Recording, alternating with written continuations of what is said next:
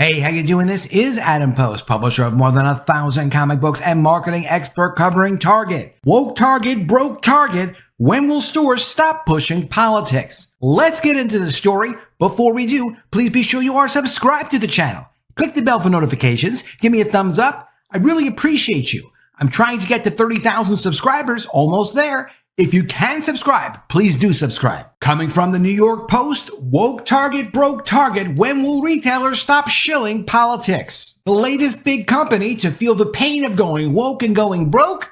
Mega retailer Target. Monday saw the giant post its first quarterly sales drop in 6 years after customers revolted when Target went all in on woke merchandise for Pride Month. 2,000 different items, including LGBT-themed gear for babies and tuck-friendly swimsuits for trans people, and even, it seems to many, for kids. All that junk got yanked after consumers protested.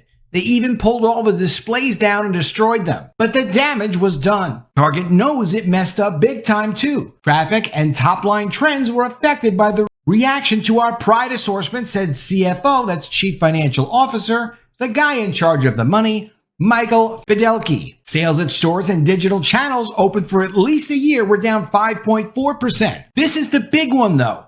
E-commerce sales saw nearly twice that drop at 10.5%, because at stores, sometimes it's more convenient to keep shopping where you've always gone. People get into kind of a routine. I know I do that myself. But when it comes to websites, there's a lot of different websites you can go to, and it only takes 5 seconds to go from your Target website to your Walmart website or any other website, Amazon, instead of Target. They're not going to get those 10.5% sales back all that soon. That's going to be the big hit to them super long term. Share price is down as well, almost 18% so far this year. They're still down around $14 billion, which is the total amount of their market capitalization knocked down since the boycott began in mid-May. What's truly bizarre is that Target followed its Pride plan after the Bud Light Dylan Mulvaney disaster. That's a great point because the Dylan Mulvaney disaster took place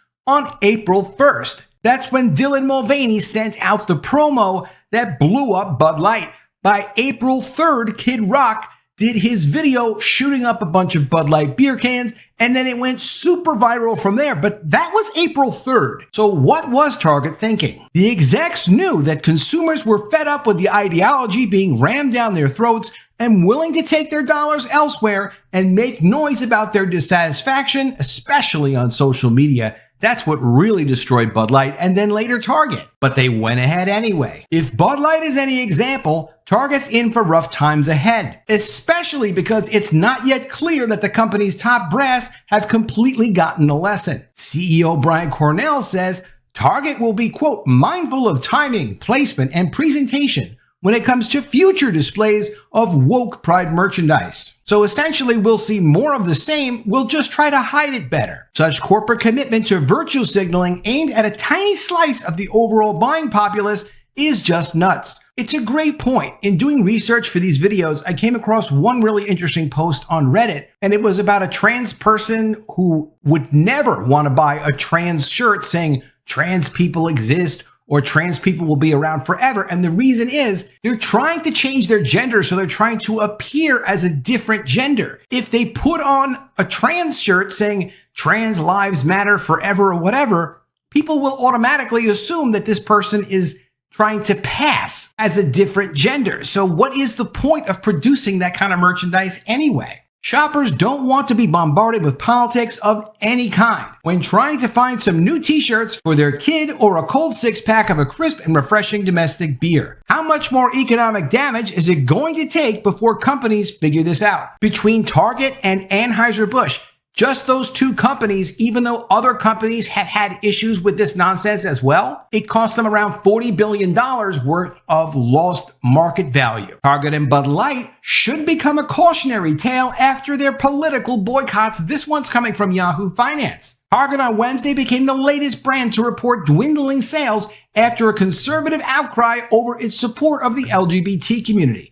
And it's not just conservatives going out and crying. This is just normal people don't want this stuff pushed on them particularly in weird places like physically on merchandise, in marketing for merchandise. People don't want that. If you want that, you can easily go find it.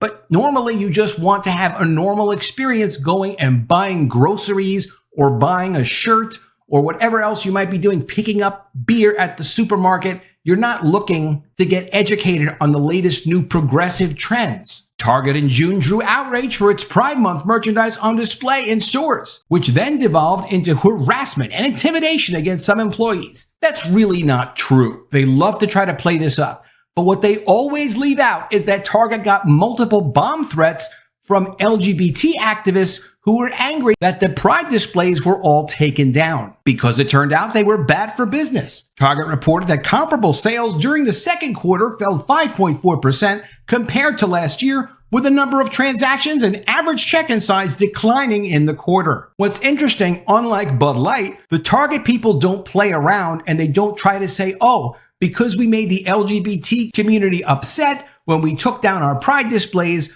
we know we lost a lot of business from them. You really don't see that from Target, even though Bud Light is still trying to push that on the public. I don't think anyone is silly enough to really buy into that. Following a similar boycott of Bud Light, which continues to suffer financially, companies face a volatile political climate and a tribal consumer base emboldened by the success of online campaigns that have damaged premier brands. The two companies now serve as cautionary tales within marketing circles of seeming to not know their audience and bumbling corporate responses in the face of fierce negative publicity. Well, this speaks to the risk of treating all of this as a relatively shallow branding exercise, said Allison Taylor, a professor at NYU, whose research focuses on business ethics and social impact. Bud Light is still reeling from the conservative-led boycott and normal people in opposition to an Instagram post by transgender influencer Dylan Mulvaney endorsing the beer during the March Madness basketball tournament on April 1st. Bud Light sales dropped more than 25% for the week ending August 5th, according to Nielsen IQ, with volumes tumbling by nearly 30%. And it does make me happy that they do also mention the volumes, because the volumes are actually more important than the revenue. The attack on Bud Light, owned by Anheuser-Busch InBev, has also dragged down the company's portfolio of beers. Shares have fallen 6% in the past 6 months, while the Standard & Poor's market has gained 8%. Quote, no business has any interest in alienating half their consumers, said Taylor. But because of extreme polarization, that neutral middle ground has become fraught. It is really difficult for companies to stay out of the fray. You know, they say things like, oh, it's so difficult to stay out of the fray. It's not that difficult to stay out of the fray. Stop trying to advance the agenda further and further and further every time you do a promotion. Do what you did last year that didn't get you in trouble, or dial it back a little bit. Even safer, you get everyone's business. But if you try to push things further and further and further, eventually, obviously, they're going to break. It's not just with marketing. It's not just with business. It's not just with promotions. It's a physics thing. You can't keep pushing until things break, or eventually they will break. Companies targeted by these campaigns can make the problem worse too, she said, by appearing to back down, which then draws criticism from both the customers who oppose the actions and from those the brands were originally trying to appeal to. Bud Light and Target have stumbled into this double bind. There was no way to fix the messes that Target made and that Bud Light made.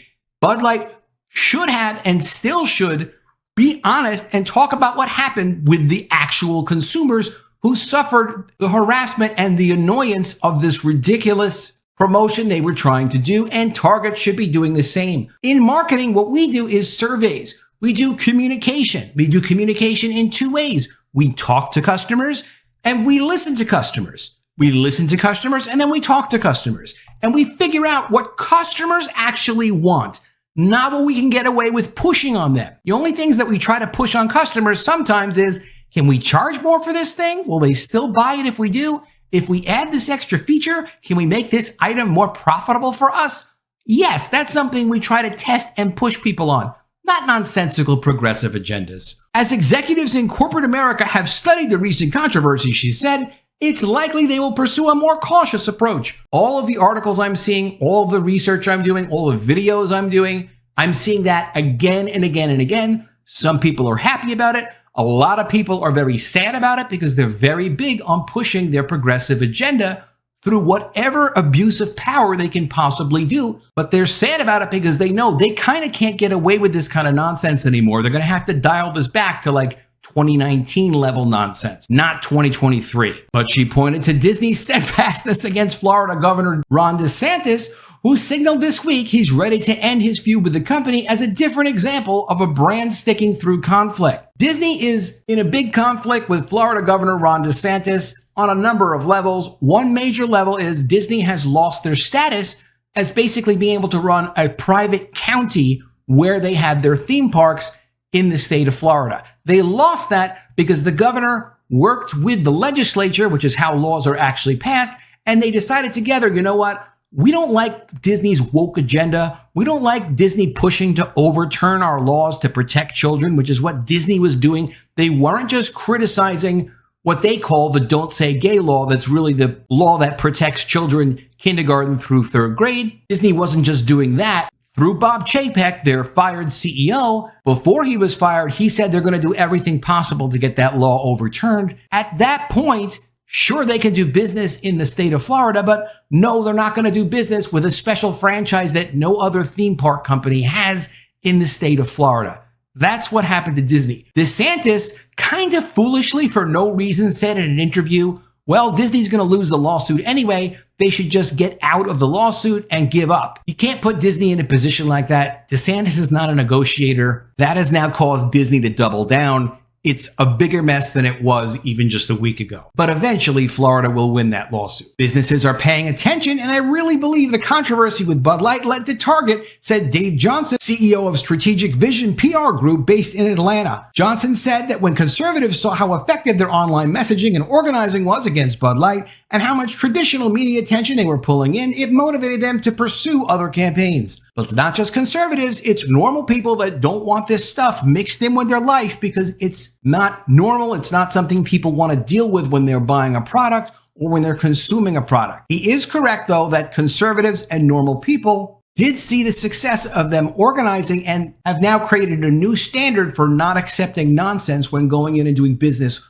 with a big company. Bud Light in particular, he said, was perceived as a right-leaning brand, not one typically associated with progressive values. The clash between public perception and a marketing effort to shift its brand identity fueled the backlash, he said. If they're going to go down that route, they need a coherent communication strategy of rolling it out and defining the stand that they took, he said. They looked like they were reciting popular buzzwords on social media. Several experts said that brands should be better prepared to handle politically driven attacks and ready to defend and explain their diversity and inclusion practices in public. The boycotts against popular consumer brands have unfolded in a political environment increasingly hostile to transgender rights being pushed on everyone else, as Republicans across the country and regular people pursue legislation to protect boys and girls in schools and young people under the age of 18 being subjected to what they think are inappropriate medical procedures. One way for marketers to differentiate themselves is to layer in an ideological point of view that speaks to people's values, said America's Reed, a professor of marketing at the Wharton School of the University of Pennsylvania.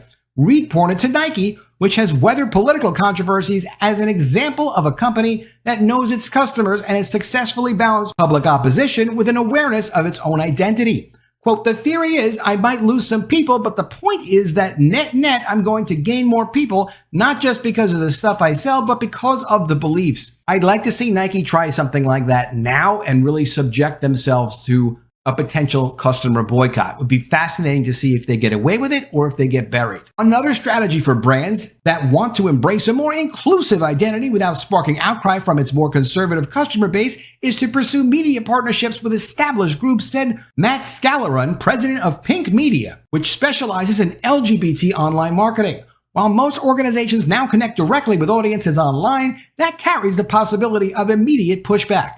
But intermediaries doing the outreach on behalf of the brand and within their own dedicated communities offer expertise, a buffer, and less risk, he said. We'll see if companies start to catch on and start to identify, you know what, this isn't really worth it for us to get involved politically, even though we score points with big investors who want to push this on the American public. Customers need to be respected just like people need to be respected. You give customers what they want, and then you get to continue to keep their business. Nobody owns customers. They only are privileged to have an opportunity to do business with customers and hopefully on an ongoing basis. Let me know what you think of all this in the comments below. Always love to see your ideas. Please be sure you are subscribed to the channel.